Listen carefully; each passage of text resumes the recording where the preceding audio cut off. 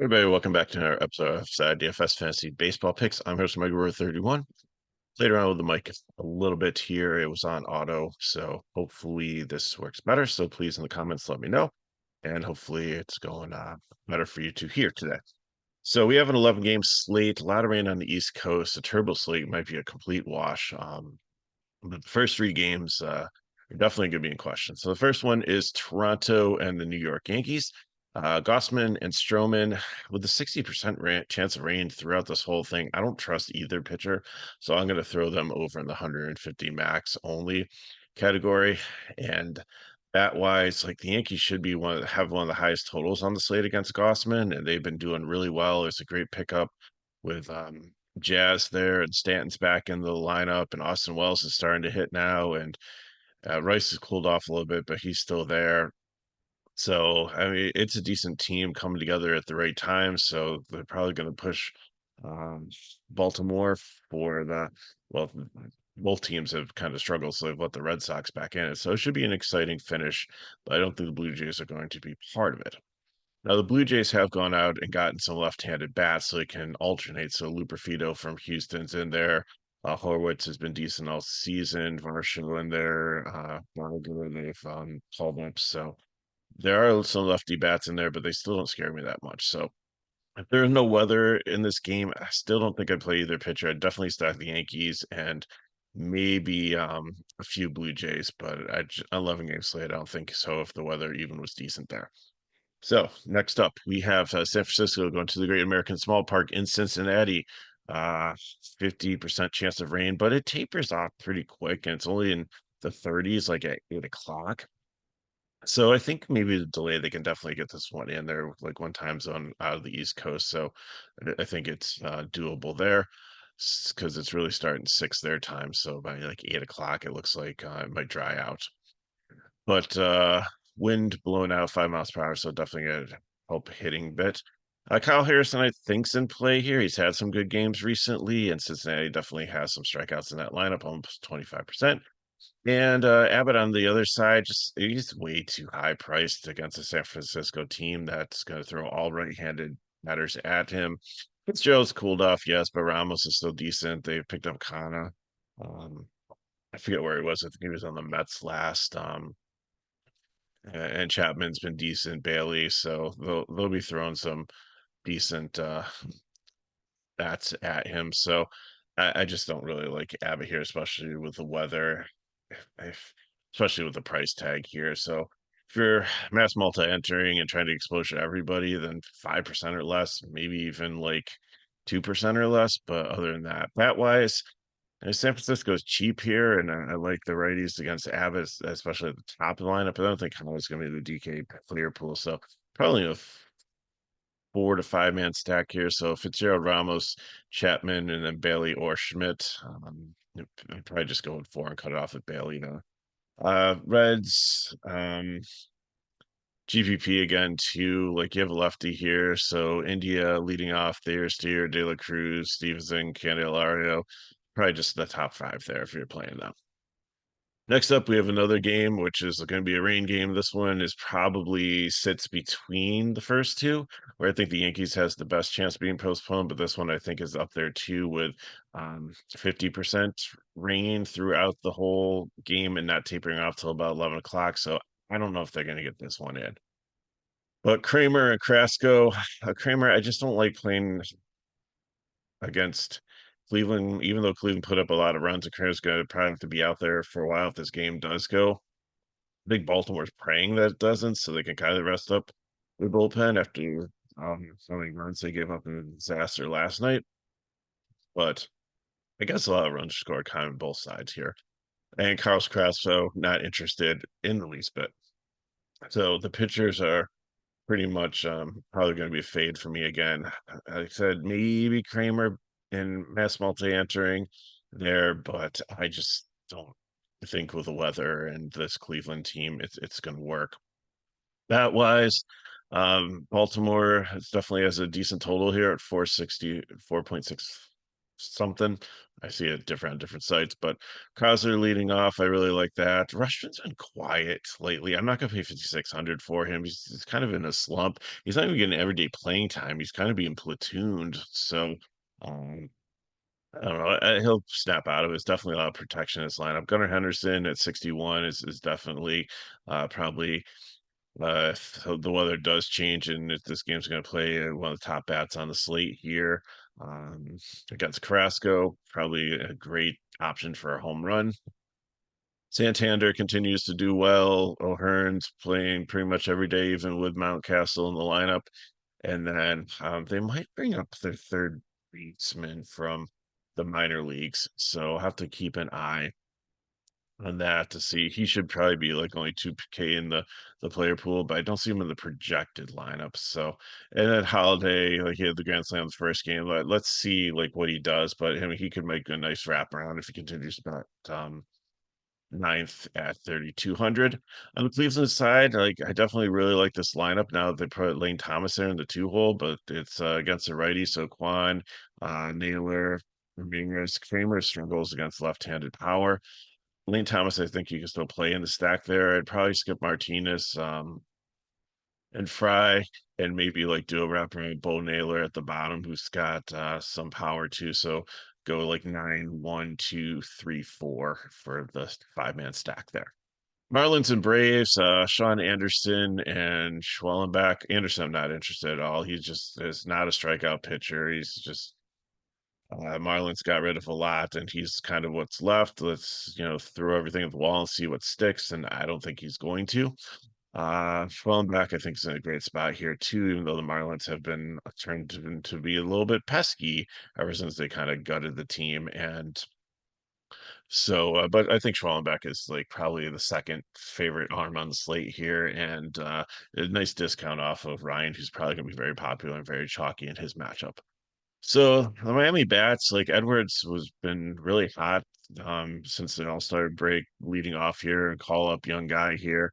3,900. Like the Marlins are so cheap. Like the most expensive bat is Edwards at 3.9. So you can stack the Marlins with anybody here and make it work. Burger's been pretty hot. Uh Bride was on the Ace, but I don't think I'd play him here. Stowers, like he had a lot of potential with Baltimore, just couldn't crack through with all the rest of the talent there. And Forrest Wall, keep an eye on him. I keep on saying that. Like I was, and this is a revenge game for him too, because they got him from Rule 5. Forrest Wall was picture Billy Hamilton with a better batting average. This guy has blazing speed, and he was like so good in spring training, but then got sent down and they picked another outfielder over him, and then he's got called up a couple times for injuries and done well, but he just kept on getting sit down. And Marlon's like, you know what? We're gonna rule 5 him, and they're gonna take him. And now they've called him up, and just he's going at the bottom of the lineup. But I just think it's a matter of time before he might move up more. But still, with like a wraparound, I think at his price tag at 2.8, like he could be a great punt if you need a cheap outfielder there. Reyes, I like the stack. Soler coming over from the Giants. Uh, but he's a righty there.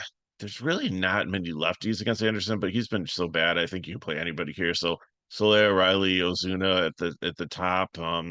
And the prices have come down. Like it's not too hard to stack the Braves anymore. Yeah, Ozuna's 5.7 and Riley's 5K, but everybody else is in the 4, and then you fall into the 3K rate. So Rosario's has been decent all season long, and they picked him back up here in the outfield. And Merrifield, even at the bottom at 2.9, still has a little bit of speed there. So somebody you can consider with a stack his wraparound.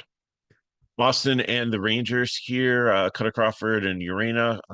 Crawford struggled a lot recently, so I'm not going to be playing him, especially at 9.2. I think he's way too high price. $200 more, you can get Joe Ryan. Actually, sorry, 500. He's 9.7.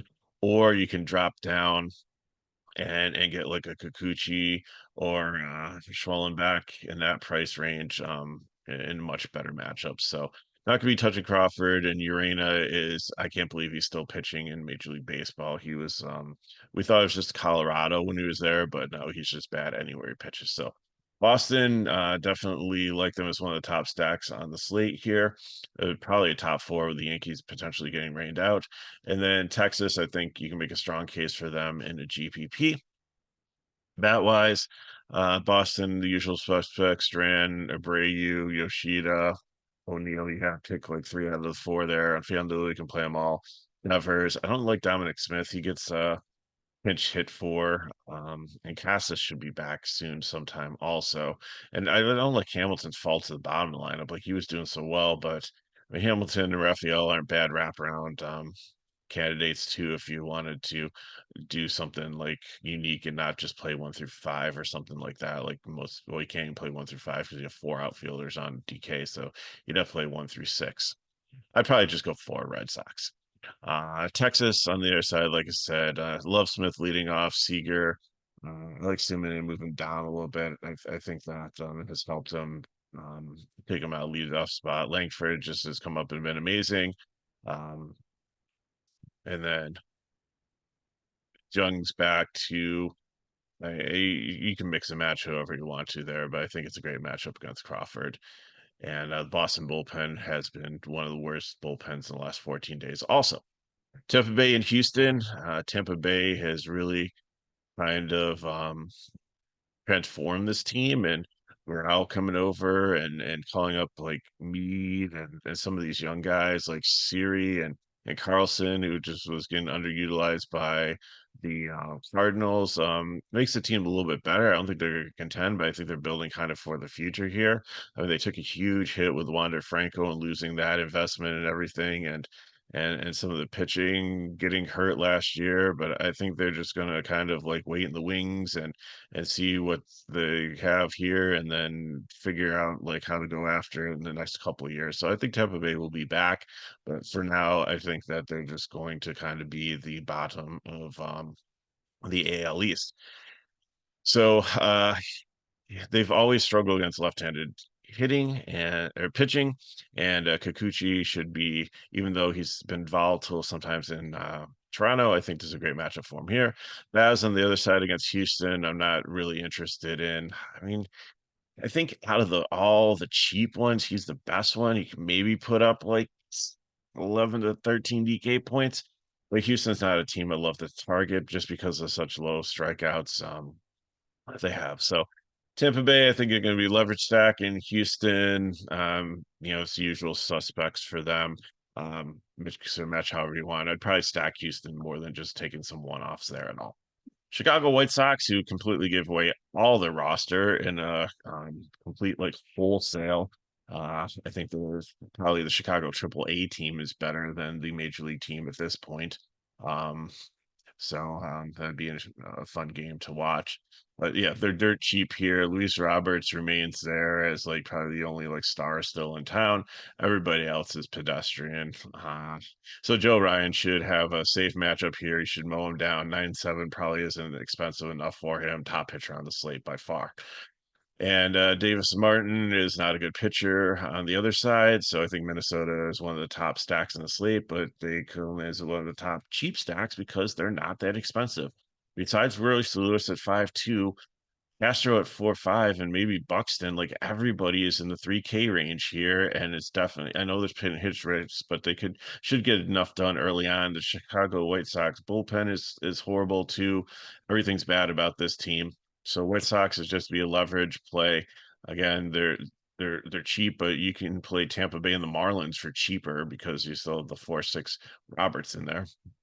And then Minnesota, like at Vargas on the White Sox, I will play him as one-offs there too, because he is very talented. You just need to get everyday time. And I think that he will have a good season. And at 2.9, that's way too cheap batting second. So and not in this matchup against a righty, but I will take a lot of shots of Vargas as a one-off to fill in lines if I need to, especially on like FanDuel, like where sometimes you do your stacks and you like the pitcher with like one of the stacks and you have to play like a one-off there. So, he'll definitely be a lot of one-offs going forward. And then Minnesota, like you can pretty much play anybody you want here against Martin.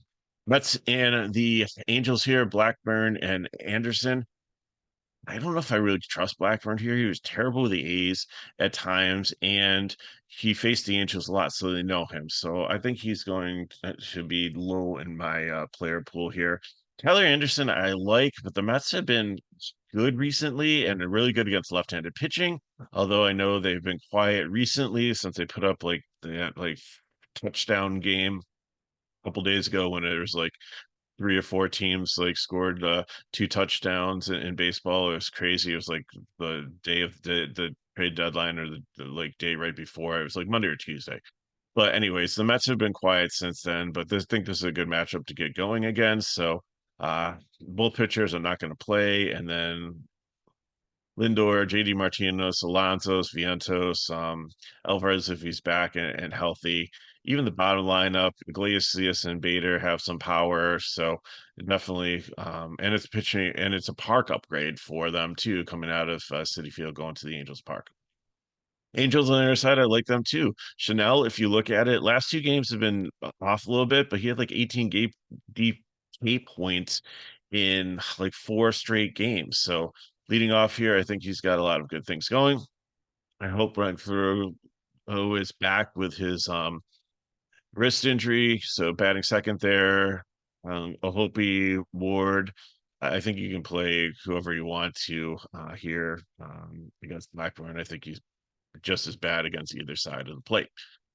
Dodgers and the Athletics, Stone and Estes. Stone's really struggled recently. I can't believe he's still in the rotation for the Dodgers. I think they're just maybe buying time, and their bullpen hasn't been great either. So Stone, I don't think I'm playing. I really don't like this middle range too much today.